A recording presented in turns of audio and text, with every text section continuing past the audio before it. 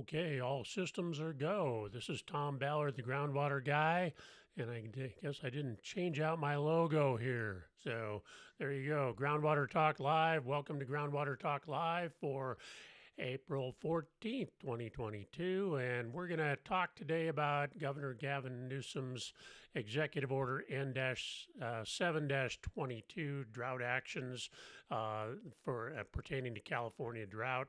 California's been in a drought for a while, and they've had a little bit of relief a few years ago, but for the most part, they dove right back into it. And as droughts go, sometimes you get a little bit of relief, and then you dive back into it. So it's been a sustained drought, and it's really affecting things out there. He's come out with a new executive order. We're going to unpack that for you today and chat a little bit about what that means, and especially where it relates to groundwater and wells, which is our main interest here.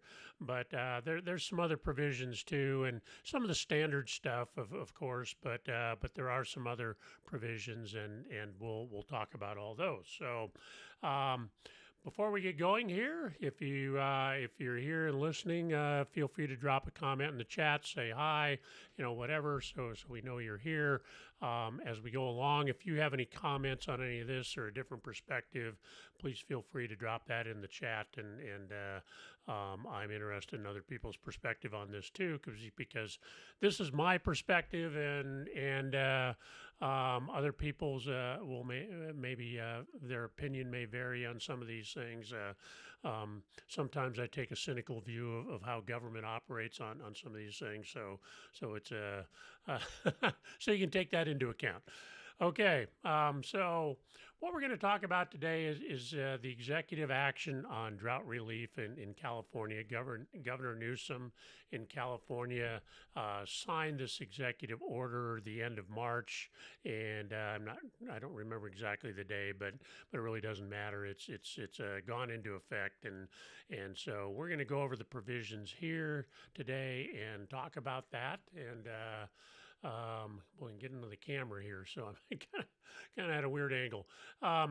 Anyhow, that's what we're going to talk about today. So let me bring that up here for you, and we can kind of go through this here. This is Executive Order N-7-22, which is the official designation. And so we're going to go through this whole thing at the end, and I'll be referring. I've made some notes here, and where it references specific regulations. I got some of those. I'll pop up on the screen to show you what those are, if it's applicable, and some aren't. But some are, where you need to understand some of that to understand the provisions here. But really, what we're doing is we're going through and looking at the various provisions of this executive order. And as these things do, they all start off with a bunch of whereases, and some of this is just standard stuff, but I'll point out where that's appropriate. So anyway, there's some Governor Newsom declared some states of emergency April 12th, 2021, May 10th, 2021, July 8th, 2021, and October 19th, 2021. And those all came with various provisions as well. So that's really what he's stating here. Then there's the usual bow to climate change and all that stuff here. So got to put that stuff in there, because that's what we blame everything on is climate change and not natural cycles. But I think they are one and the same. But that's my opinion once again too. So at any rate, though, he's recognizing the fact that we do have drought going on in California, and it is severely affecting things in the water supply. So.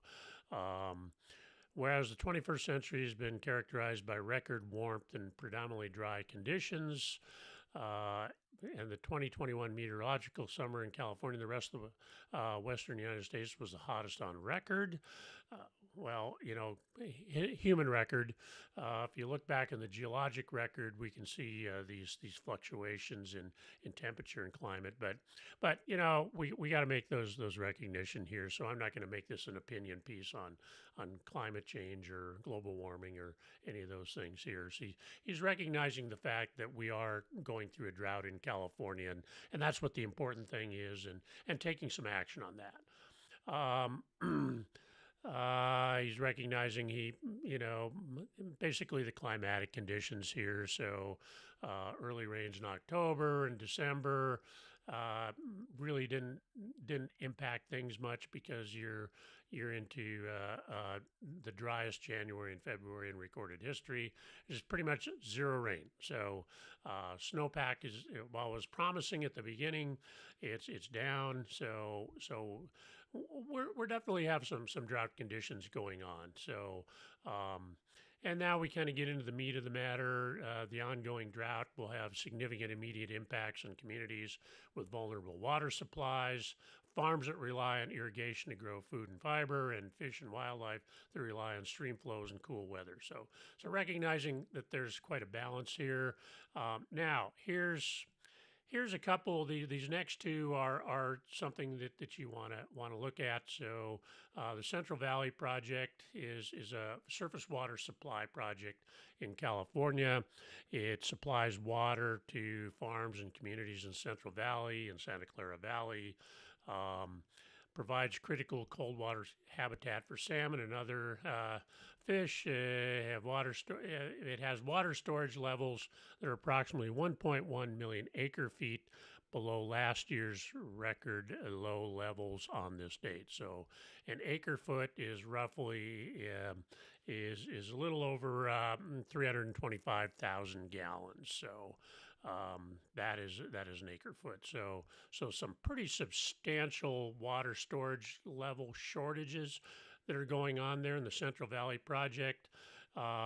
The State Water Project, which is another surface water delivery project, really is showing here that they've reduced the deliveries there to 5% of the requested supplies. So about as close as you can get to zero without actually being zero is really what it comes down to. So this is significant.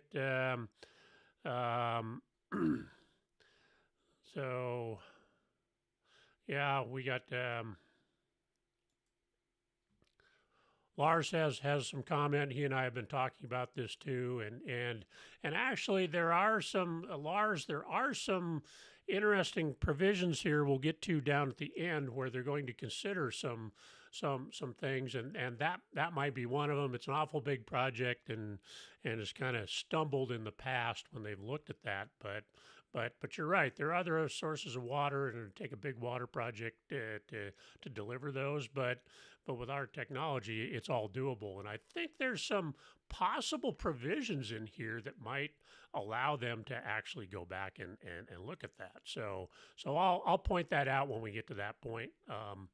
Anyway, State Water Project, almost nothing. The Central Valley Project down to way low on storage. So basically, this is impacting farmers a lot because they're not getting the deliveries of the water. So where do you get your water as a farmer? Well, we got to go to groundwater, and unfortunately, we'll see some provisions in here that are going to impact the farmer's groundwater supply as well. So this next one is delivery of water by bottle and truck. They're helping to account for some of that as well.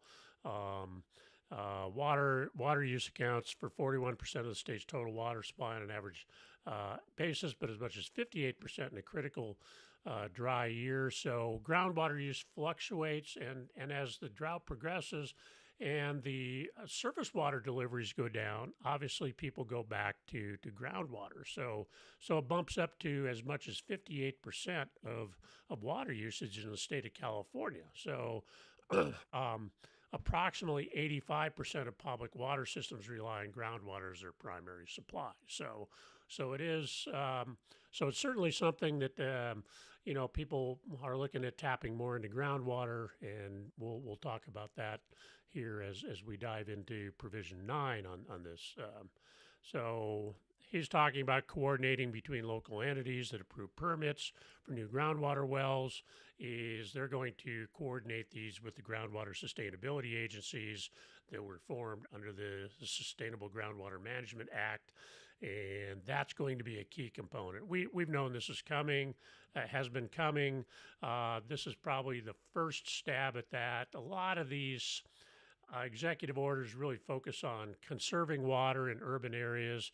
This is really taking a stab at some other things here. So there are some important provisions in here we need to look at. So more whereases here, duration of the drought, and its long-term effects.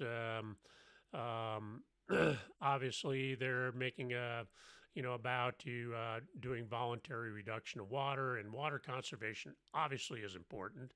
And California has had varying degrees of success with that, but they're still imploring people to do that. And there's a funky provision in here. We'll talk about it in a little bit too. That on non-functional turf that is kind of a little interesting, and I kind of scratched my head at that. So anyway,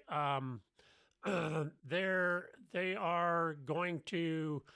This last whereas is kind of the important one here, as far as I'm concerned, because what they're really going to do is suspend a lot of the government red tape. And we all know that government red tape impedes a lot of these projects. They drag out for years. You got environmental considerations, and they just drag on and on and on and on. It increases the expense. They don't get done on time, and it's a huge factor here. So what this is really going to do, and I applaud this actually, is there's going to be provisions in here to really cut back or suspend some of the red tape that's holding up some of these projects, and I applaud that. Probably doesn't go far enough, but there's we'll look at some of the language in here on the regulations, and you can see that it just there's a ton of stuff you got to comply with, and it just really drags projects out so that they it seems like they never get done. They're moving forward at a snail's pace.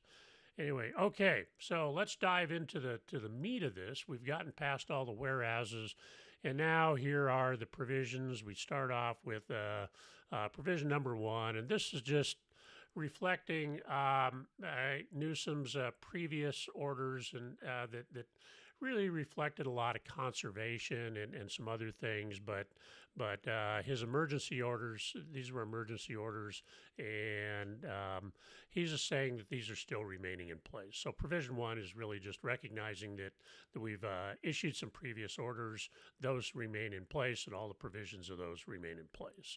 So that's point number 1.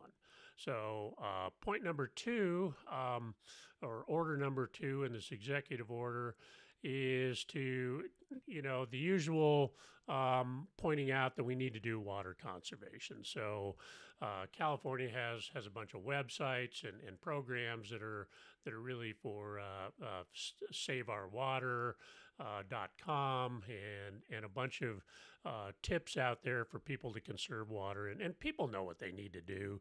It's but the state needs to have these little websites and just remind people and kind of poking at that, because what happens a lot of times in droughts, people start off really well and they say we're going to conserve water, but as things drag on, it's kind of like, well, my lawn is looking a little brown over there, so I'll sneak a little watering in and do it a little more frequently, and I'll go back to taking those long, nice hot showers, and so things kind of slide. So every now and then you have to reach out and remind people that we are in an emergency. We need to conserve, and unless you want things to become mandatory, and that's where things can get ugly, is unless you want things to become mandatory, voluntary conservation is the way to go. So that's really what provision 2 here is really just poking at people to remind them to conserve water voluntarily, so that the heavy hand of the state doesn't have to come down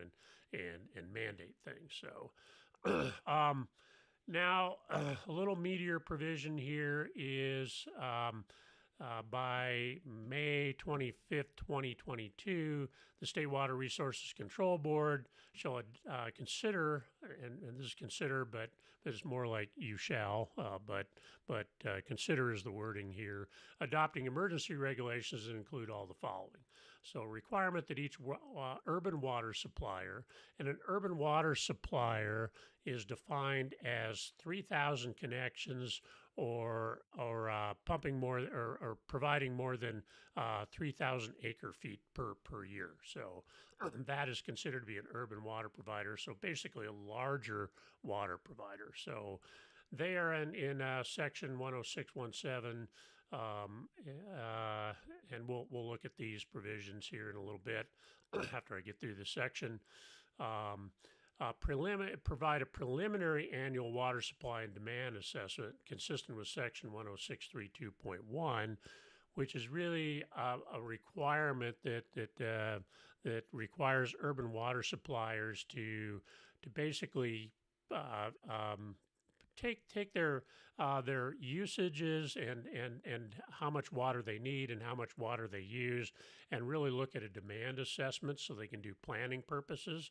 And that's really going to get at is, are you going to have any shortfalls in the amount of water you have, and where is that water going to come from? So instead of doing this last minute, they're looking at requiring a preliminary annual water supply and demand assessment.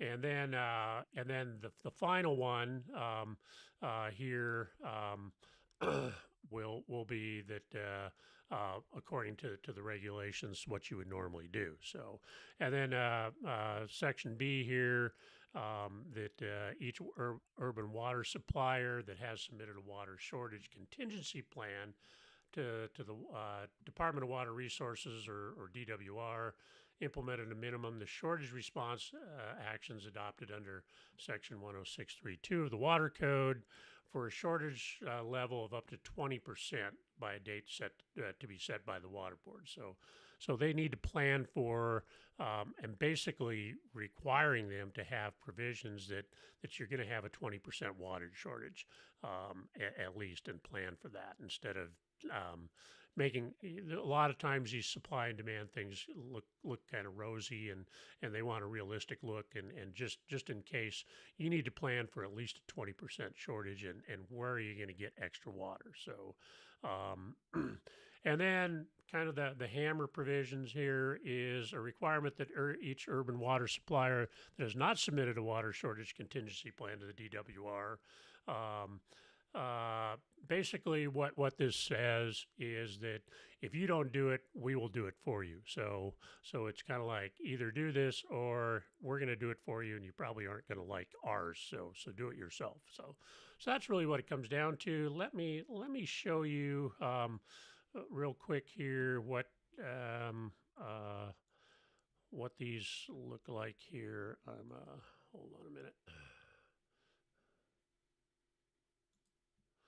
We got, okay, so this is our urban water supplier. So this is the definition of urban water supplier, and you can see here that more than 3,000 acre feet of water annually, or 3,000 customers, defines what an urban water supplier is. So that's who that section 2 provides. So here is the plans, and we're not going to dive into this in great detail, but you can see that here in section 10632 of the Water Code is that the urban water supplier should prepare and adopt a water shortage contingency plan as part of its urban water management plan that consists of the following elements. And I'm just going to scroll through here we're not going to go through this in great detail, but you can see that they're really looking at taking into account hydrological regulatory conditions in the current year and a dry year. So this is just projecting out. You're looking at dry year, and then most of these things also look at a drought year too. So current year, dry year, and probably a drought year is really at is how these things are done. So. Um, here's what they were talking about is the 20% level. There's six standard water shortage levels corresponding to progressive ranges of up to 10, 20, 30, 40, and 50% shortages and greater than 50%. So they are wanting you to plan for, even though you aren't projecting a shortage, they want you to have a plan in place to plan for at least a 20% shortage. So and how they define the shortage basis on suppliers' water supply conditions, water supply, groundwater levels, surface elevation, and other provisions. So that's basically what that looks like. Here is the water supply demand. This is 106.32.1. They specifically reference this in here, and that needs to be submitted. The water supply and demand analysis needs to be submitted by June 1st of each year. The state is now wanting, under this executive order, to submit a preliminary plan basically as soon as possible, is really what it comes down to. So they can get a look-see and see who's going to come up short, and then how do we deal with this. So they're trying to get ahead of the curve. I do actually applaud them on that. So that's something we want to look at too. Let me go back to my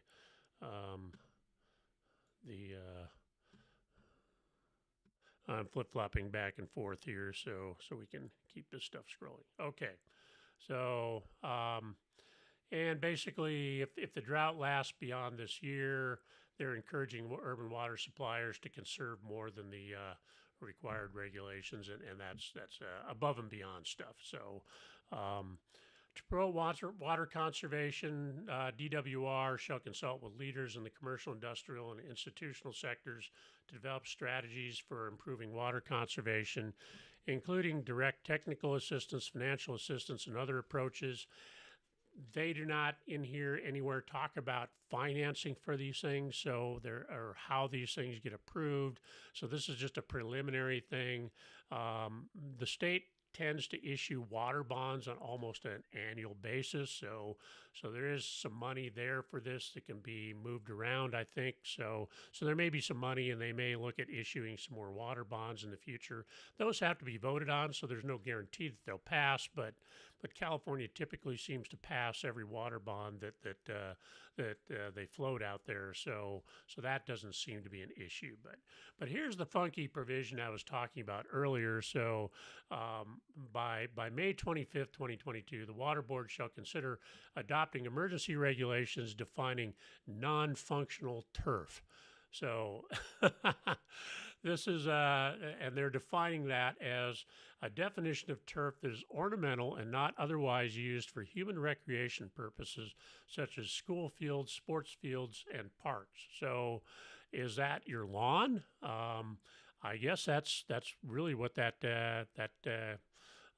comes down to, or landscaping out in front of an office building or something like that would be considered to be non-functional turf. So they probably need to have a little bit better handle on that. So basically, they're going to ban irrigation of whatever non-functional turf turns out to be in the commercial, industrial, and institutional sectors, except as it may be required to ensure the health of trees and other perennial non-turf plantings. So you don't want to kill the trees. That's what they're saying there. But if you got a little strip of grass out in front of your office building, well, that's going to die and under this non-functional turf provision. So it's just kind of a funny definition. Non-functional turf, just everything has a function. So non-functional, according to the state, I guess, is really what it comes down. So you're gonna have a lot of brown strips out in front of office buildings, apartment complexes, and that type of stuff that will be defined as non-functional turf. All right, moving on.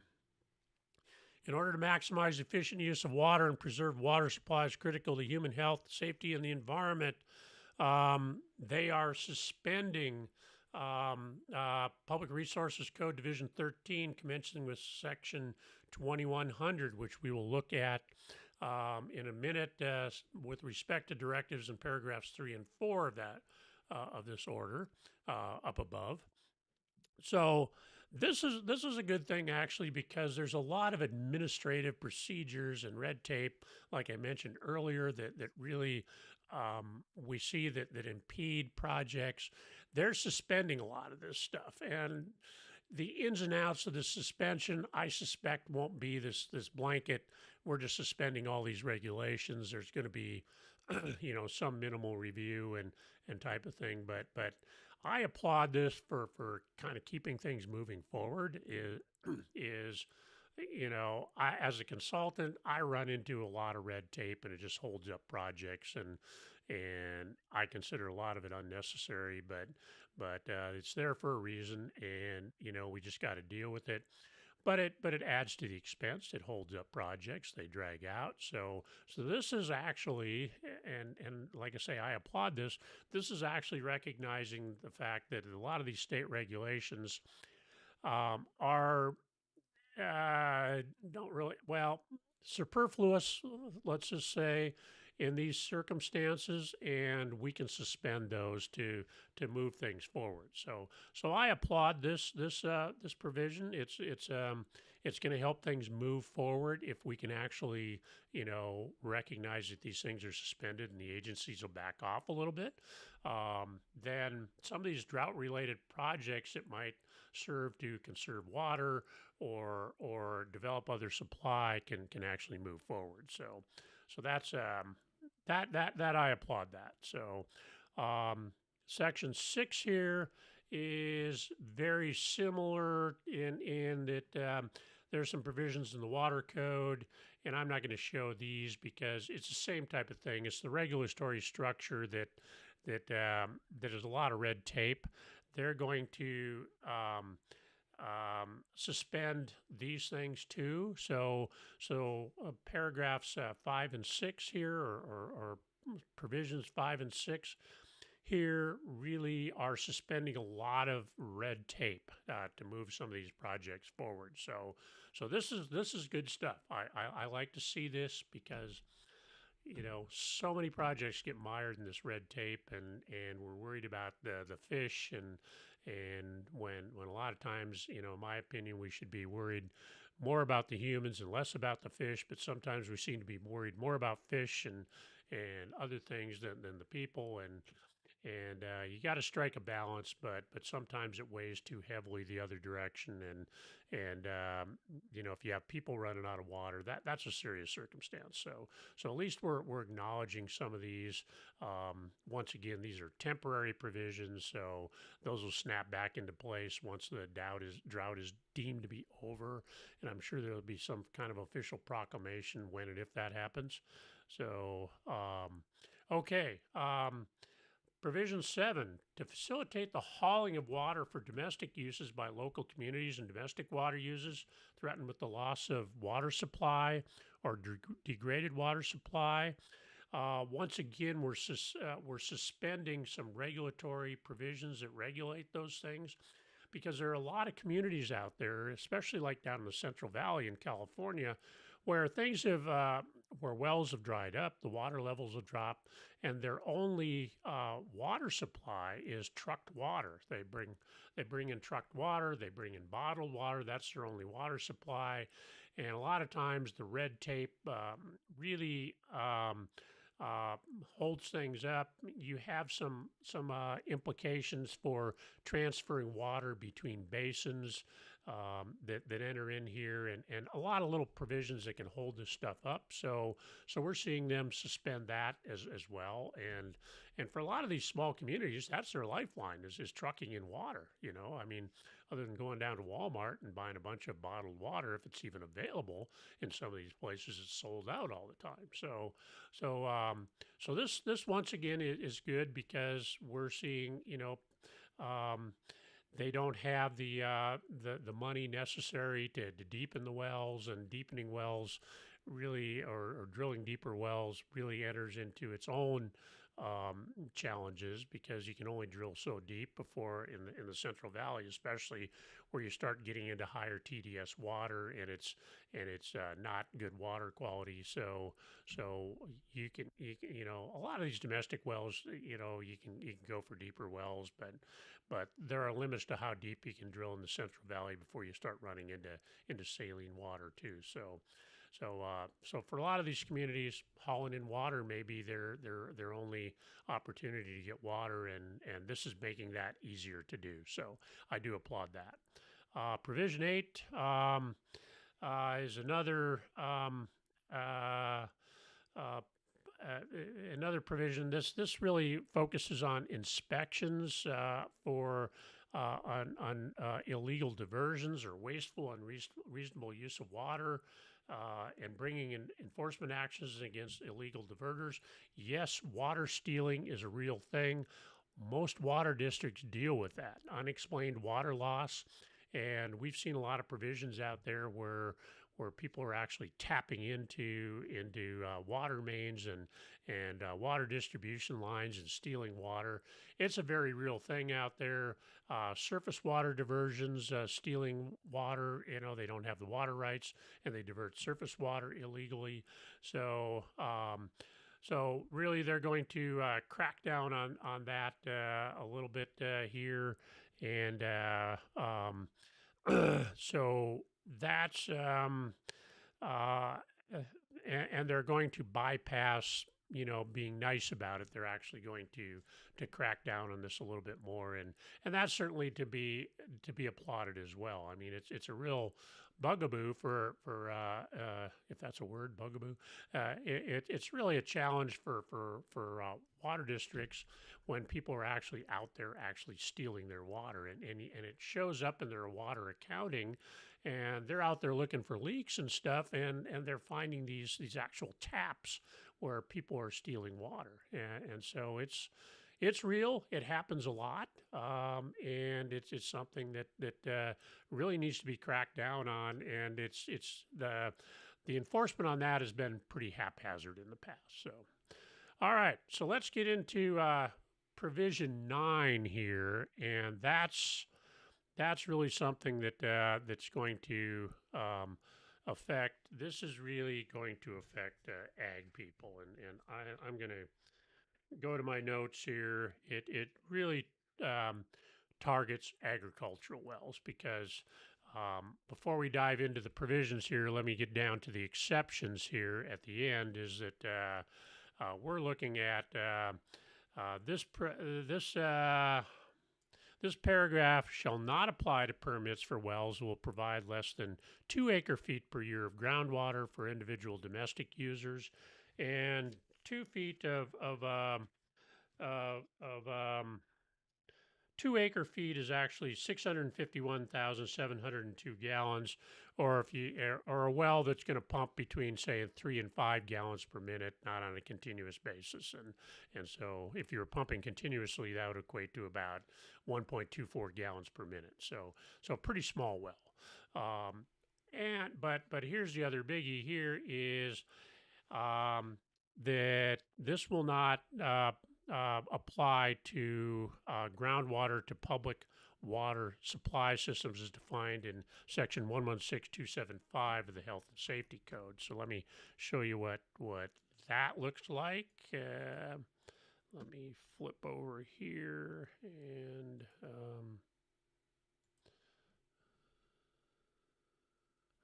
do this. And where is that? Okay, so this is section 116275 of the Water Code. And you can see here, we scroll down. Section 8 here, public water system means a system for provision of water for human consumption through pipes or other constructed conveyances that have 15 or more service connections or regularly serves at least 25 individuals daily, at least 60 days out of the year. So a public water system includes the following. any collection, treatment, storage, and distribution facilities under control of the operator of the system that are used primarily in connection with the system, any connection or pre-treatment storage facilities not under the control of the operator that are used primarily in connection with the system, and any water system that treats water on behalf of one or more public water systems for the purposes of rendering it safe for human consumption. So there's your public water system as defined by the regulations here. This provision on wells that I'm going to cover here will not cover, basically, if you look at the exceptions here, it basically is directed directly at agricultural and probably some industrial type wells, but it's mainly going to be directed at industrial wells. So let's go back here and look at this in a little bit more detail, because this is a big deal. Because remember earlier we talked about how the Central Valley Project and the State Water Project were delivering almost no surface water to the farmers. This now basically impacts the farmers' abilities to go out and develop new wells for the purposes of developing a groundwater source. So it restricts it. There are some provisions in here, and we'll talk about it. I did a short video on this last week, but we're going to talk about it in a little bit more detail here. So basically, blah blah blah. A county, city, or other public agency shall not approve a permit for a new groundwater well or for alteration of an existing well, and they nowhere in there did they define alteration of an existing well. So does that include well rehabilitation? I would not think so, but I would think more deepening wells and stuff like that. But it's not defined in here, so we don't know. But I would hope that it would not include provisions restricting whether you can do well rehab on a well, because that would be huge. So I have some recommendations here. I'll present right after I'm finished going over this. But anyway, so you're not going to approve a permit for a new groundwater well or alteration of an existing well in a basin subject to the Sustainable Groundwater Management Act, or SGMA as we know it, and classified as a medium or high priority basin without first obtaining written verification from a groundwater sustainability agency. And the GSAs were a provision of SGMA that set up every basin and sub-basin, or every basin has a GSA that manages the water in that basin. They look at inputs and outputs in the basin, and they're responsible for managing the basins, and they are putting together they're in the process of going through the rounds of developing groundwater sustainability plans, or GSPs, that will actually manage that process. And so the GSA manages the basin or area of the basin where the well is proposed to be located. The groundwater extraction by the proposed well would not be inconsistent with any sustainable groundwater management program established, and that's basically the Groundwater Sustainability Plan, or GSP, adopted that the Groundwater Sustainability Agency, and would not decrease the likelihood of achieving a sustainability goal for the basin covered by such a plan. So a lot there. So if you're going in, and let me just go through B here too. So they shall not issue a permit for a new groundwater well or for alteration of an existing well without first determining that extraction of groundwater from the proposed well is, one, not likely to interfere with the production and functioning of existing nearby wells, and two, not likely to cause subsidence that would adversely impact or damage nearby infrastructure. So these are some pretty big provisions here. If I can squeeze all that on the screen here. These are some pretty big provisions here that are applying to ag wells. So basically, you have to show that if you're going to put in a new well, it has to meet the requirements of the Groundwater Sustainability Plan. And then you have to show that it's not going to interfere with existing wells. So you have to do a well interference study. And then somehow you need to show that this well is not going to cause subsidence or impact nearby infrastructure. How you do that without, I mean, basically you can start to add these things up and you can look at the time and expense to get a new groundwater well approved for an agricultural operation.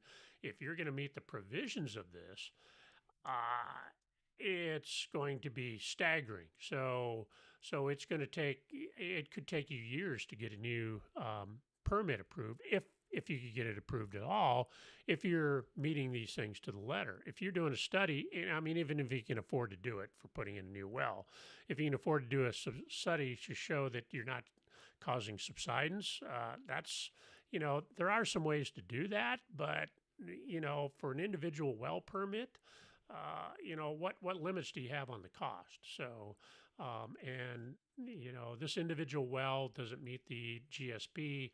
Um, and here's what I think. My opinion is this: is I got two opinions on this. Is one that all wells, especially in the medium and high priority basins, are eventually going to have an allocation and a meter on the well. It's these wells under the groundwater sustainability plans managed by the groundwater sustainability agencies. Every one of these medium to high priority basins is going to be treated for all intents and purposes like it's an adjudicated basin. And the GSA is going to act as the water master, and that's that. And so every well in that basin, except for domestic wells, probably is going to have a meter and an allocation, and that's really where this is going, in my opinion. And I think we're, with this, we're pretty much all the way there. And public water supply for the public water systems is going to have priority on the basin, and then ag is going to get the short end of the stick as always. So if you're an ag operation, where do you go for water?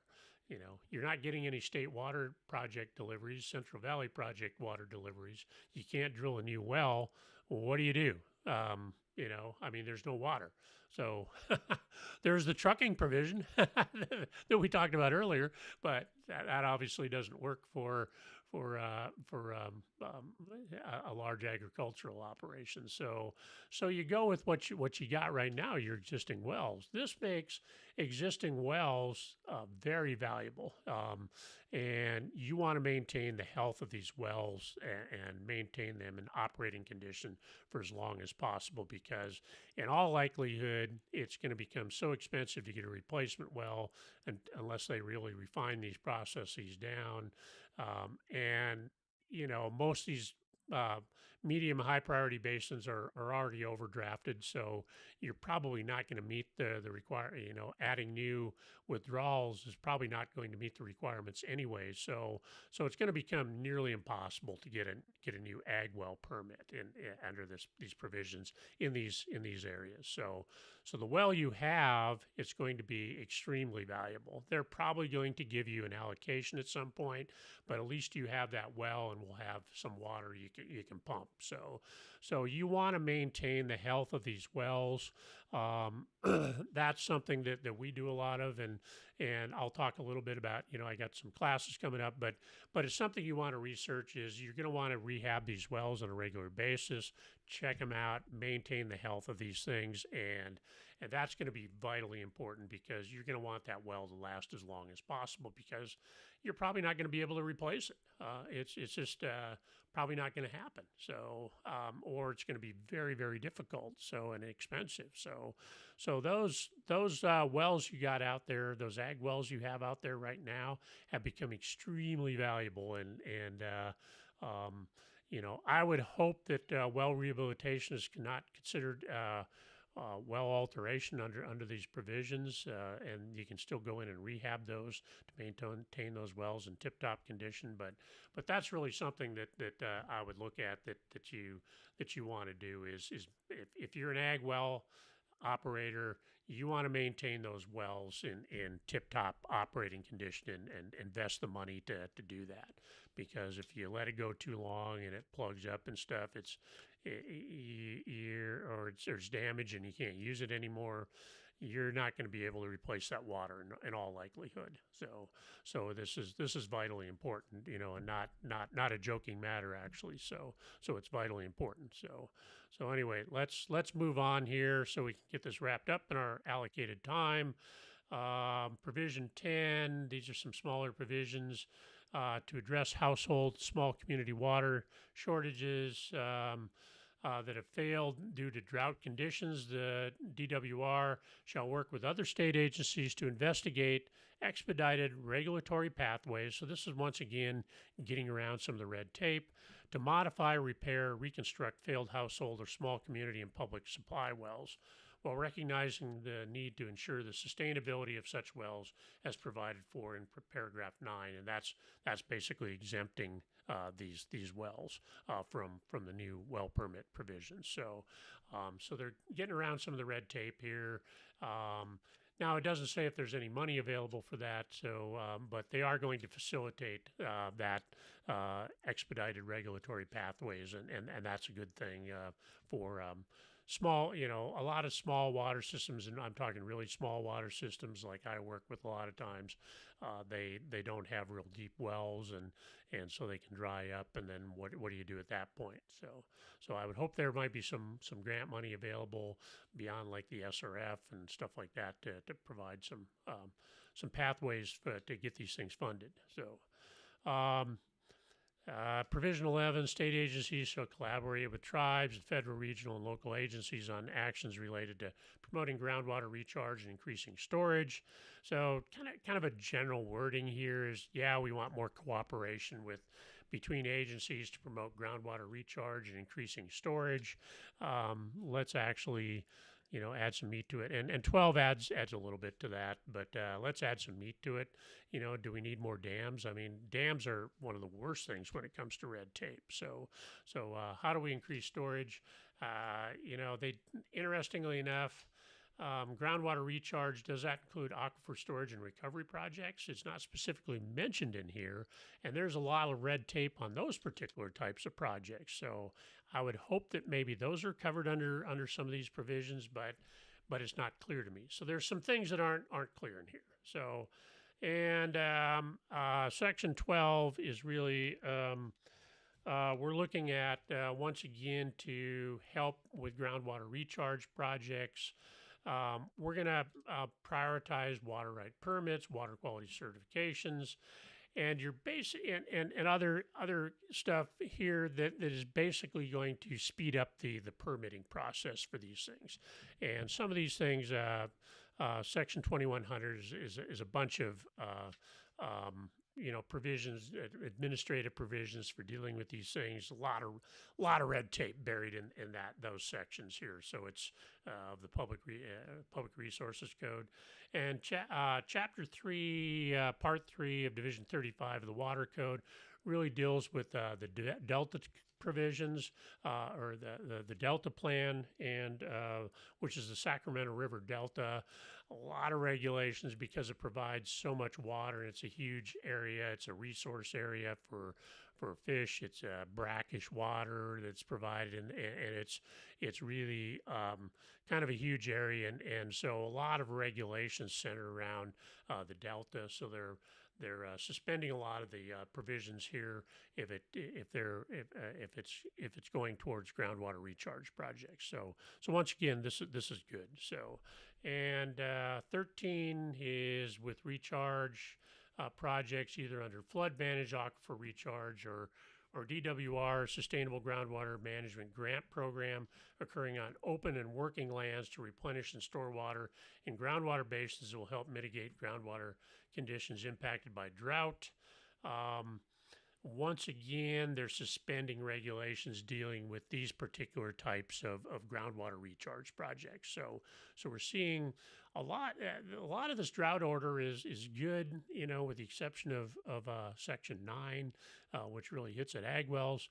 There's a lot of stuff in here that's suspending, and unfortunately is temporary, suspending a lot of the red tape and moving forward some of these projects. And we have seen with aquifer storage and recovery projects and groundwater recharge projects, a lot of those don't happen to the extent they should because there's so much red tape. Once again, it increases the costs and the funding gets difficult. And same story I've been harping on here all along is that there's just a lot of red tape in these things. So this is cutting through a lot of that red tape. Hopefully, I'm hopeful on this. So that's that. These are all good things. And then 14, to increase resilience of state water supplies during prolonged drought conditions, DWR shall prepare for the potential creation and implementation of a multi-year transfer pilot program for the purposes of acquiring water from willing partners and storing, conveying water to areas of need. So this might, Lars, if you're still on, this might get to your provision of doing some of these wild and crazy projects that like Lars has been promoting to me, the idea of running a pipeline from the Columbia River, where there's a lot of water that just flows out to the sea, and that part of Oregon is pretty wet. So although they are getting hit with some drought conditions too, but and people have looked at some of these types of projects. Water from pipe from the Mississippi River west, from the Columbia River. There might have even been one from the Snake River, if I remember right. And some of these things have been kicking around for a while, but they're enormously expensive, and the red tape is really what kills these projects. So maybe something like that could be considered under this particular provision. So there you go, Lars. It's kind of like need to start promoting that stuff to the state. The problem is with governments and state agencies is they don't have a lot of vision, and long-term planning is generally not really something that governments do well, because governments are run by elected officials who never think beyond the next election cycle. So you get at best you get a 2 to 4 year planning horizon. That's really because the politicians are saying, well, what is this long-term plan that's going to be implemented 20 years down the road going to do for me getting reelected right now? So they're really focused on what gets them reelected and the short-term stuff. And that's the harsh reality of the situation. And yeah, it's my cynical viewpoint on things, but it really is how things get done, because you can guarantee that once the drought is over, that we'll go back to ignoring things and kicking the can down the road, and there won't be any long-term planning. Maybe some, but no big push to take care of that once the drought ends, until we end up in the next drought and it's a big emergency again. So this is encouraging, looking at long-range plans if it actually happens. And then lastly, the last provision here is Section 15 by April 15th, 2022. So that is tomorrow. State agencies shall submit to the Department of Finance for my consideration, that's the governor, proposals to mitigate the worsening effects of severe drought, including emergency assistance to communities and households and others facing water shortages as a result of the drought, facilitation of groundwater recharge and wastewater recycling, improvements in water use efficiency, protection of fish and wildlife, mitigation of drought-related economic or water supply disruption, and other potential investments to support short and long-term drought response. So this is basically, if you got a wish list or a plan, submit it to the Department of Finance for the governor's consideration. There may be some funding available through some of these water bonds that there's still some money floating around. I don't know, or future water bonds, but they'll take them into consideration. So they're basically soliciting ideas from other state agencies to do this. So this is good. It gets some thoughts, but for the most part, a lot of state agencies, this may sound a little harsh or not very imaginative. I like the provision up above where they're soliciting from industry and others that ideas as well. So I don't expect too much imaginative solutions to come out of this provision, but it is there, and they're looking for that. So it is to be encouraged, and who knows, you might get something out of that. So there you have it. This was signed March 28th, so the provisions are in place, and that is that's kind of a wrap on that. We've seen when it comes to groundwater, we're looking at groundwater recharge, a big push on that and removing some of the red tape. I really applaud that. What I don't applaud is the provision that really hits at new ag wells. And I understand why that's there, because a lot of these basins they're talking about are critically overdrafted, and there's not enough water to go around. So adding to the burden on the basin is a problem. So that's really what that's getting at. But it's once again, agriculture is bearing the brunt of the conservation efforts here in that regard. And like we saw earlier in the order in the whereas section, is that they're not getting surface water delivery. So if you don't have any groundwater and you don't have any surface water, well, your only option is to fallow acreage and reduce the amount of food production. And I can tell you now, with what's going on in the world these days, that is not a good thing, because we're seeing a lot of food shortages. With the war in Ukraine, and a lot of countries now withholding their grain products and agricultural products around the world. We're seeing drought in different areas that are affecting crop production. We saw big delays in Montana because of late winter storms. So we're seeing a lot of stress on the food supply. So by fallowing acres in California, which is really one of the major agricultural producing areas in the world, we're shooting ourselves in the foot because there's not enough water to go around. So it seems pretty heavy to me. I think that urban areas should probably bear a little bit in that too, and because we gotta account for the farmers, because saving all the water in the world doesn't do us any good if we don't have anything to eat. And you can drink a lot of water in the urban areas and they can all be happy, but if they don't have bread on their table and food, then you got some real problems. So there you go. There's that. There's the governor's executive, the latest executive action on drought, pretty far-reaching. And so I'm interested in any opinions. Drop comments, and if you're watching this video later, please drop a comment and let me know what you think, and your opinion on some of these things too, good, bad, indifferent, how they're going to affect things, and I'd be interested in hearing from you. So that's our show for today. I wanted to point out we have some classes coming up, and I did talk a little bit about keeping your wells healthy if you have an ag well, and we do have a class coming up. That's coming up May 4th on the well health check process, and this is really diagnosing and troubleshooting problems in water supply wells. So it's a 1-hour paid webinar. You can look on my LinkedIn page. There's links to that, and in my events page. So that's coming up May 4th. It's a 1-hour class. I load a lot into that class, so that's a good class. Also, I have coming up in May is systematic well management. This is really about optimized performance at every stage in a well's life, and we talk about cradle to grave, basically type of management of your wells to keep them healthy throughout their entire life. So it's a little bit more in-depth look than the well health check, because you're looking at locating wells all the way to the end stage of the well. That is coming up. We run that May 10th through 12th.